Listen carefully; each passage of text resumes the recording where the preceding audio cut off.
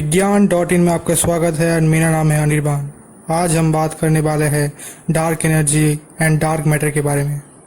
Discovery of dark matter. In 1930s sir Fritz Zwicky ने पहली बार coma cluster observe करते समय एक अद्भुत घटना देख रहे थे। जब बहुत सारे गैलेक्सीज और स्टार्स एक दूसरे के साथ ग्रेविटेशनल फोर्स से बाउंड रहते हैं तो उसे क्लस्टर कहते हैं। तो कोमा क्लस्टर में जो गैलेक्सीज थे वो उनके कैलकुलेशंस के मुताबिक जितने तेजी से घूमने चाहिए थे उससे बहुत ज़्यादा तेजी से घूम रहे थे। इसी कारण जो सेंट्रीफ्यूगल फोर्स वहाँ पर जनरेट हो रहा था उसका वैल्यू गैलेक्सीज के ग्रेविटेशनल फोर्स से बहुत ज़्यादा था। तो इसी वजह से वहाँ पर क्लस्टर का वजूद नहीं हो सकता था। तो ज्विस्की समझ पाए कि वहाँ पर कोई ऐसी चीज़ है जो वहाँ पर एक एक्स्ट्रा ग्रेविटेशनल फोर्स प्रोवाइड कर रहा है। तो इस चीज़ का नाम दिया गया मिसिंग मास। उनके बाद दूसरे साइंटिस्टों ने भी दूसरे क्लस्टर्स में इस मिसिंग मास का वजूद प्रमाणित किया। इसी मिसिंग मास को ही हम आज डार्क मैटर के नाम पे जानते हैं। Discovery of dark energy. Friedmann समीकरण के मुताबिक ये ब्रह्मांड हो सकता है फैल रहा है या फिर सिकुड़ रहा है, लेकिन आइंस्टाइन को इस बात से संतुष्टि नहीं मिली। वो सोचते थे कि ये ब्रह्मांड बिल्कुल स्टेबल है, तो इसीलिए उन्होंने अपने एक समीकरण में कॉस्मोलॉजिकल कांस्टेंट नामक एक टर्म जोड़ डाला और इसके मुताबिक ये ब्रह्मांड फैल भी नहीं रहा और सिकुड़ भी नहीं रहा। लेकिन इन 1929 सर एडविन हबल ने एक डाटा सेट प्रस्तुत किया जिसके आधार पर यह पाया गया कि ये ब्रह्मांड फैल रहा है और इसीलिए आइंस्टाइन ने अपने समीकरण के कॉस्मोलॉजिकल कांस्टेंट पार्ट को हटा दिया, ये कह के कि ये कॉस्मोलॉजिकल पार्ट को लगाना ही उनकी सबसे बड़ी गलती थी।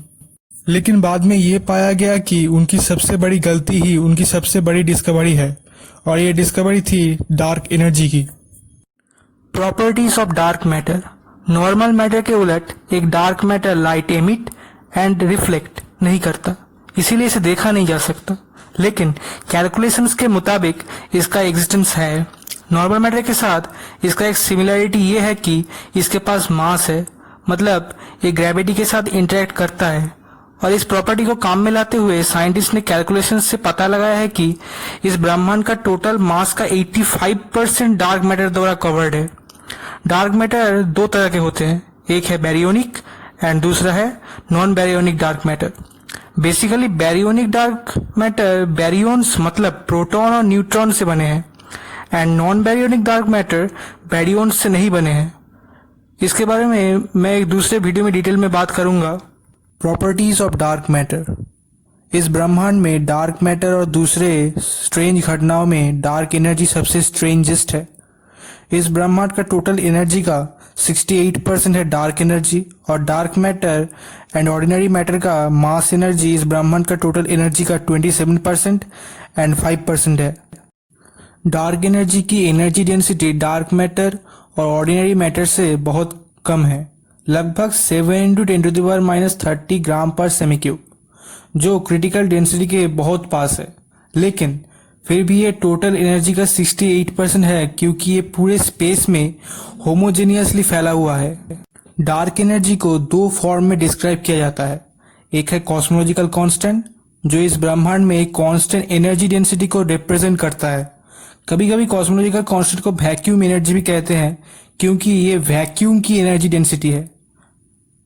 और दूसरा है स्केलर फील्ड, जिसके मुताबिक dark energy time and space के इस फैब्रिक में हर जगह सेम नहीं है, लेकिन ये चेंज इतना कम है कि इसे कॉस्मोलॉजिकल कांस्टेंट से अलग करना बहुत मुश्किल है। इसके मुताबिक डार्क एनर्जी एक फील्ड है। स्टैंडर्ड कॉस्मोलॉजी के मुताबिक इस ब्रह्मांड का 3 कंपोनेंट है, एक है मैटर, दूसरा है रेडिएशन, तीसरा है डार्क एनर्जी। अगर हम 3 क्यूब ले और एक को मैटर, दूसरे को रेडिएशन और तीसरे को डार्क एनर्जी समझे तो फिर मैटर के लिए हम देखेंगे dark energy density scalar factor का इन्वर्स क्यूब है। रेडिएशन के लिए एनर्जी डेंसिटी स्केलर फैक्टर का इन्वर्स 4th है। लेकिन डार्क एनर्जी का एनर्जी डेंसिटी स्केलर फैक्टर के ऊपर डिपेंडेंट नहीं है। एट द एंड इन 80 साइंटिस्टों को लगता था कि इस ब्रह्मांड का सब कुछ जान लिया गया है और कुछ जानने को नहीं रहा, और अगर होगा भी तो उसे इन इक्वेशन से समझ लिया जाएगा। लेकिन डार्क मैटर डार्क एनर्जी की डिस्कवरी के बाद साइंटिस्ट समझ पाए कि उन्होंने अभी भी बहुत कुछ नहीं जाना है। अब साइंटिस्टों को ये भी लग रहा है कि अगर डार्क मैटर है तो फिर उनसे बने यूनिवर्स भी होंगे जिसमें हमारे जैसे सिविलाइजेशन हो सकती है, और वहाँ पर डार्क मैटर से बने डार्क स्टार्स भी हो सकते हैं जो उस ब्रह्मांड के डार्क लाइट से रोशन कर रहे हो। लेकिन होने को तो बहुत कुछ है, आगे मेरे वीडियोस में हम और भी जानेंगे।